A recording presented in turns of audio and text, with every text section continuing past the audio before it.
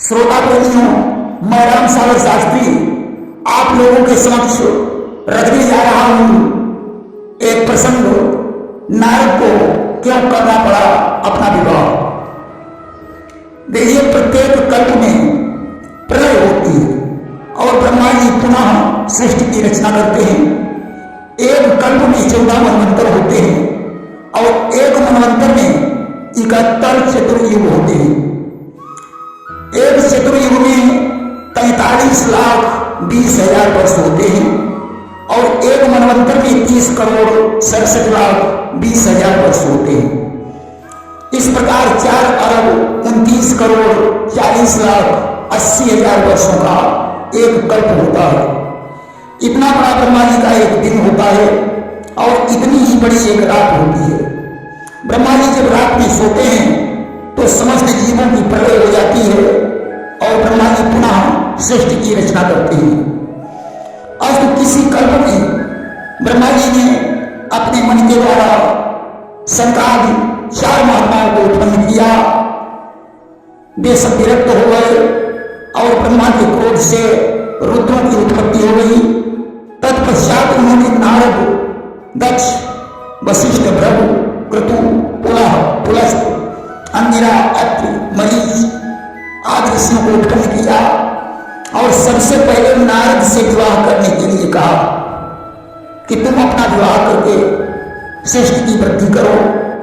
नारद ने कहा, पिताजी, विवाह करने के बाद हमारी भक्ति में बाधा आएगी कि ग्रह पालन नाना जंजाला और तेरे अति दुर्गम शैल विशाला। गृहस्थ जीवन तो बहुत बड़ा जंजाल है, इसे ग्रहण करना दुर्गम पर्वत पर चढ़ने के बराबर है। और स्त्री एक ऐसी वस्तु है कि मनुष्य उसी प्रकार नाचता है जैसे मदारी बंदर उड़ जाता है कि नारी दिवस नर सकल गुसाई और नाच नट मरकट की नाई। इसलिए पिताजी मुझे विवाह के बंधन में मत बांधिए, तपस्या करने का आदेश कीजिए। ब्रह्मा जी ने कहा, नहीं पुत्र, तुम्हें विवाह तो करना ही पड़ेगा। तुम विवाह करके भी भगवान का भजन कर सकते हो। देखिए, विवाह एक ऐसा लड्डू है, जिसने खाया वो खाकर पछताया और जिसने नहीं खाया वो खाने के लिए पछताया। कि है विवाह लड्डू अजब, खाए तो पछताए, जो खाने से रह गया वो खाने को पछताए। विवाह को लेकर मुझे एक दृष्टांत याद आ गया कि एक बार एक पंडित जी जंगल के रास्ते से गुजर रहे थे। अचानक एक सिंह ने उन्हें घेर लिया। पंडित जी ने सिंह से निवेदन किया कि मुझे क्यों खाओगे, मैं तुम्हारा विवाह करवा दूंगा। अब तो ज्यों विवाह का नाम लिया, सिंह भाग खड़ा हुआ। उसे भागते हुए देखकर एक चूहा भी भागने लगा। सिंह ने चूहा से पूछा, भाई तुम क्यों भाग रहे हो? चूहे ने कहा, आप जंगल के राजा हैं, जब आप भाग रहे हैं तो मैं भी भाग खड़ा हुआ। सिंह ने कहा कि मैं इसलिए भाग रहा हूं कि जंगल में एक पंडित जी आए हैं, वो हमारा विवाह कराना चाहते हैं, इसलिए विवाह का नाम सुनकर मैं भाग खड़ा हुआ। चूहा ने कहा, महाराज, पहले हम भी सिंह थे, जब से मेरा विवाह हुआ तब से चूहा बना घूम रहा हूं कि मैं भी था पहले एक सिंह, कर शादी दंड भोगता हूं, हो गया सिंह बाना समाप्त, अब चूहा बना घूमता हूं। आज तो आज नारद विवाह का नाम सुनकर दुखी हो गए। उन्होंने कहा, पिताजी, सनक, सनंदक, सनातन और सन कुमार हम सबसे बड़े हैं, पहले उनका विवाह करना चाहिए। अब तो ब्रह्मा जी को क्रोध आ गया। उन्होंने नारद से कहा कि मेरे बार बार समझाने पर भी तुम विवाह करने के लिए राजी नहीं हुए, इसलिए मैं तुम्हें श्राप देता हूं कि तुम ज्ञान से हीन हो जाओगे। तुम्हारी 50 पत्नियां होंगी, तुम गंधर्वों में श्रेष्ठ उपबरहण नाम के गंधर्व बनोगे। इसके बाद पुनः मेरे हिसाब से तुम दासी पुत्र बनोगे और वैष्णवों की जूठन खाकर उस शरीर को त्याग कर मेरे पुत्र बन जाओगे। कि आज्ञा उल्लंघन करने का तुम दंड करारा पाओगे। है श्राप 50 पत्नियों के तुम प्राणनाथ कहलाओगे। रम्मा अप्सरा देख कर तुम जब कामातुर हो जाओगे तो मेरे कठिन श्राप द्वारा तुम शूद्र योनि को पाओगे। ऋषियों की जूठन खा करके मन से पवित्र हो जाओगे। फिर शूद्र शरीर छोड़ करके मेरे बेटे कहलाओगे। अब तो नारद ने ब्रह्मा से कहा था कुमार के पुत्र को साथ देने की योग्य होता है, परंतु आपने सुमार्ग पर चलने वाले को साथ दे दिया। अब आपसे मेरी इतनी ही प्रार्थना है कि मेरा जन्म जिस योनि में हो मैं भक्ति से जुड़ा रहूं। ब्रह्मा जी ने तथास्तु कह दिया। नारद ने कहा पिताजी अब मैं भी आपको साथ देता हूं कि आपके मंत्रों का लोप हो जाएगा। 3 कल्पों तक आपकी पूजा नहीं होगी। आपका यज्ञ में भाग बंद हो जाएगा। केवल देवता ही आपकी पूजा करेंगे। आज ब्रह्मा के साथ के कारण नारद को वह शरीर छोड़ना पड़ा। इधर गंधर्वराज के यहां कोई संतान नहीं हुई, इसलिए उसने पुष्कर में जाकर भगवान शिव की तपस्या की। शंकर जी उसके सामने प्रकट हो गए। उन्होंने कहा वत्स वरदान मांगो कि प्रगटे वासु तो वस भगवान अभोरे पुत्र मांग वरदान। गंधर्वराज ने वैष्णव पुत्र की कामना की। भगवान शंकर ने तथास्तु कह दिया और उन पर ध्यान हो गए। गंधर्वराज घर में उठा, उसकी पत्नी गर्भवती हो गई, जिसने कालांतर में गंधमादन पर्वत पर एक पुत्र को जन्म दिया। वशिष्ठ जी ने उसका नामकरण किया और उपवरण नाम रख दिया कि मुनि वशिष्ठ और उपवरण के नाम बखान। उप का मतलब है अधिक और वरण का मतलब है पूज्य, अधिक पूज्य। अस्तु उपवरण यानी जो अधिक पूज्य है। गंधर्वराज अपने पुत्र को पाकर बड़ा प्रसन्न हुआ। उसने ब्राह्मण को बहुत सा दान दक्षिणा दिया। बड़े होने पर उपवरण वशिष्ठ जी से दीक्षा लेकर पुष्कर में तपस्या करने चला गया। युवा होने पर वह एक दिन गंडकी नदी के तट पर बैठा हुआ था। उस समय उसकी सुंदरता को देखकर 50 गंधर्व कन्याएं उसके रूप पर मोहित हो गई। वे उसको पति के रूप में पाना चाहती थी। अतः उन्होंने योग शक्ति से शरीर छोड़कर चित्ररथ गंधर्व के यहाँ जन्म ले लिया। बड़ी होने पर उन्होंने पिता की आज्ञा लेकर उपवरण के साथ विवाह कर लिया। इन कन्याओं की मालती परम पतिव्रता थी। उपवरण 50 पत्नियों के साथ विहार करने लगा। एक दिन की बात है, उपवरण पुष्कर में ब्रह्मा जी के स्थान पर पहुंचा जहां रम्मा नृत्य कर रही थी। रम्मा को देखकर वह कामातुर हो गया। ब्रह्मा जी ने उसे सूत्र होने का साथ दे दिया कि विधि ने पूरक दियो यह श्राप और सूत्र तुम अपनी पापा। उपवरण ने ब्रह्मा जी से हाथ जोड़कर कहा कि अब हमारा उद्धार कैसे होगा। ब्रह्मा जी बोले तुम वैष्णवों के संसर्ग से फिर मेरे पुत्र बनोगे। ऐसा कहकर ब्रह्मा ब्रह्मलोक को चले गए। आज ब्रह्मा के साथ से उसने अपना शरीर छोड़ दिया। अब तो 50 पत्नियां विलाप करने लगी। मालती मूर्छित होकर के पड़ी। वह देवताओं को श्राप देने के लिए उद्यत हुई। आज शिव और ब्रह्मा के सहित सारे देवता कौशिकी नदी के तट पर पहुंचे। इसी बीच ब्राह्मण का वेश धारण किए हुए बालक रूप में भगवान विष्णु जी वहां पहुंच गए। ब्राह्मण ने कहा देवी संसार में कोई अमर नहीं है कि सब अमर ना ही जब कोई और जन्म मरण सब ही कर होई। मालती ने कहा प्रदेव मेरे पति की मृत्यु ब्रह्मा के साथ से हुई है। मैं पतिव्रता हूं और पतिव्रता का पति अगर आयु पूरी होने से पहले मर जाए तो तो संसार मुझे उल्टा कहेगा, आप तपस्वी हैं।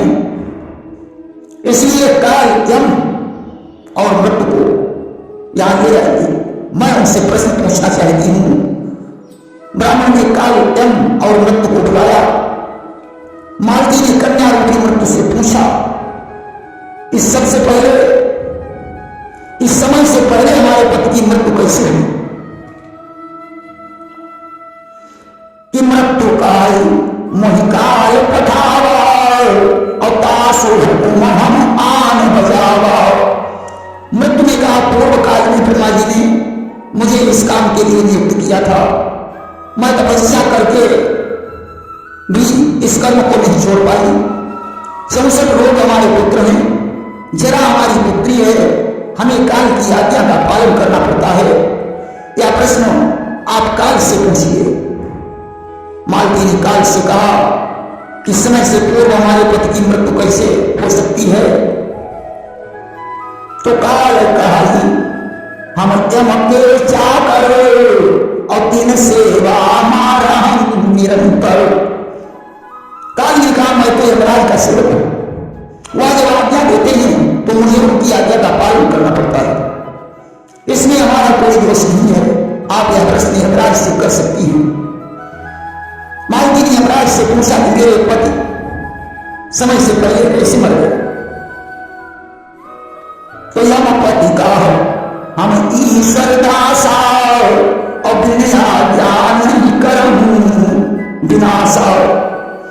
यमराज ने कहा, देवी ये सब ईश्वर की इच्छा से हुआ, इसमें हमारा कोई दोष नहीं है। मालती ने ब्राह्मण से कहा, प्रभु आप परम तपस्वी हैं, मेरे पति को जीवित कीजिए, अन्यथा मुझे देवताओं को श्राप देना पड़ेगा।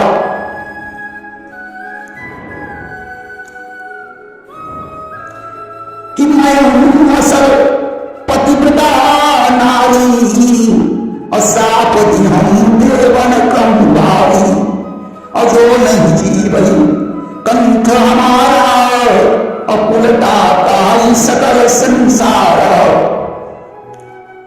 उसने कहा कि मेरे पति जीवित नहीं हुए तो मैं समस्त देवताओं को श्राप दूंगी।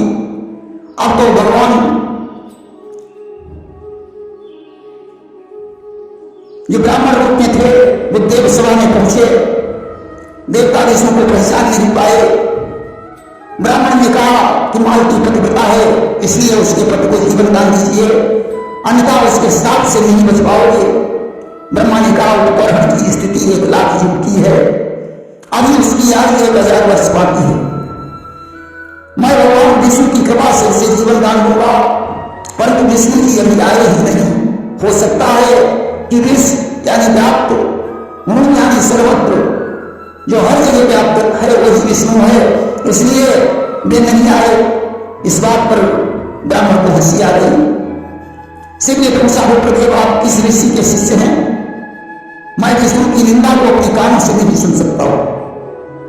ब्राह्मण ने कहा, महेश्वर मैंने तो विष्णु की कोई निंदा नहीं की, जो आप मुझ पर नाराज हो रहे हैं। ऐसा कहकर भगवान विष्णु मुस्कुराने लगे। भगवान के मुस्कुराने की ही माया है। अब तो ब्राह्मण सहित जब भगवान मुस्कुराए तो समस्त देवता मोहित हो गए। आज ब्रह्मा सहित देवता मालती के निकट पहुंचे। ब्रह्मा जी ने कमंडल से जल लेकर उपवरण के मृत शरीर पर छिड़क दिया। शिव ने ज्ञान दिया और ब्राह्मण रूपी विष्णु ने प्राणों का संचार किया। उपवरण जीवित हो गया। मालती ने देवताओं की स्तुति की। तब तक अन्य पत्नियां भी आ गई। देवगण को अंतर्ध्यान हो गए। उपवरण ने शेष आयु में बड़े बड़े पुण्य किए, कुबेर के समान महल बनवाया और पत्नियों के सहित आनंद से रहने लगा। समय आने पर वह पत्नियों सहित गंगा जी के तट पर पहुंचा और प्राणों को छोड़कर वैकुंठ लोक को चला गया।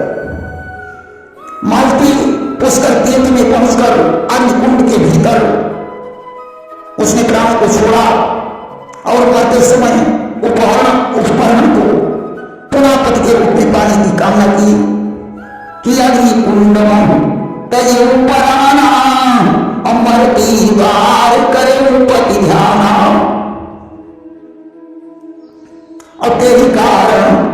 संजय गृह जाई और जननी दमयंती तनु पाई। आज तो वही मनवंशी संजय की पुत्री दमयंती बनी। इधर भोगराज द्रुमिल की पत्नी कलावती ने कश्यप ऋषि के स्खलित शुक्र को ग्रहण कर लिया, जिससे वह गर्भवती हो गई। इससे गोपराज ने बद्रिकाश्रम में जाकर यौवन से शरीर को छोड़ दिया और विमान में बैठकर वैकुंठ को चला गया। इधर गर्भिणी कलावती को एक ब्राह्मण माता कहकर अपने घर ले आया। उसके यहाँ एक सुंदर पुत्र का जन्म हुआ, उसका नाम नारद रखा गया। जब पुत्र 5 वर्ष का हो गया, वह अपने पूर्व जन्म का स्मरण करने लगा।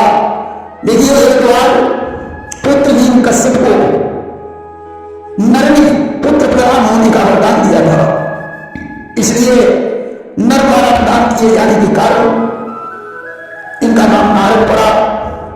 जो भी हो, बालक 5 वर्ष का हो गया। वह पूजा पाठ में लगा रहता था। एक बार उस ब्राह्मण के यहाँ शंकरादि ऋषियों का आगमन हुआ। बालक ने उनकी जूठन खाई। मुनियों ने उसे कृष्ण मंत्र प्रदान किया। बालक उन ऋषियों की सेवा करने लगा। एक दिन की बात है, उसकी मां रास्ते में कहीं जा रही थी। अचानक उसे सर्प ने काट लिया और उसकी मृत्यु हो गई। मरकर वह वैकुंठ को चली गई।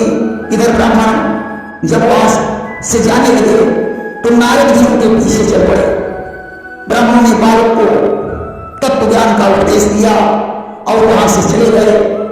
बालक एक सरल वन में पहुंचा और एक पीपल वृक्ष के नीचे बैठकर तपस्या करने लगा कि बालक सघन विपिन और साधि समाधि ध्यान हरिलावा। भगवान इसके हृदय में प्रकट हो गए। वह अंदर ही अंदर उनका दर्शन कर रहा था।